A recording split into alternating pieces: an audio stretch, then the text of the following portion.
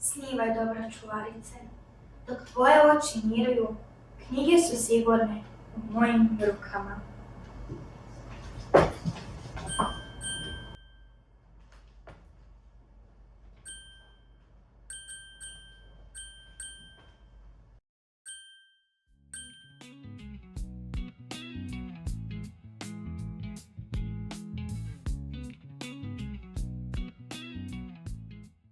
Dobrodošli čuvari priča. Knjižničarka sniva. Treba je odmor. Budite tiho.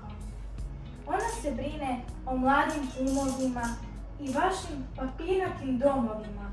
Stoga se udružimo i darimo ono najbolje od sebe.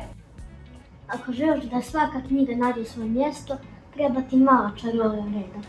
Od sad će svaka knjiga znati gdje treba ići. A ja joj darujem znati želju i upornost. Neka i dalje istražuje sve što zanima nju i djecu koje dolaze. I neka ne odustane kada joj dan ne krene po planu. A ja joj darujem pogled srcem. Zapamtite, čovjek samo srcem dobro vidi.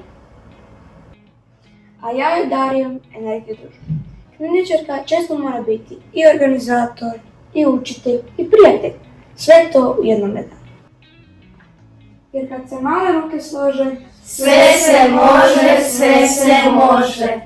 A ja joj dajem slobodu i smijeh. Knjige nisu samo za mirno sjedenje, nego i za skakanje u maštu. Matilda, a kakav darak ti nudiš? daruj mi moć da razumije svijet oko sebe i ono u sebi. Znanje nisu samo činjenice, ono je svjetlo koje nas vodi kada sve drugo utihne. Zahvaljujem čuvari priča. Darovali ste ono najvažnije. Red, hrabrost, toplinu srca, radost i ljubav prema znanju.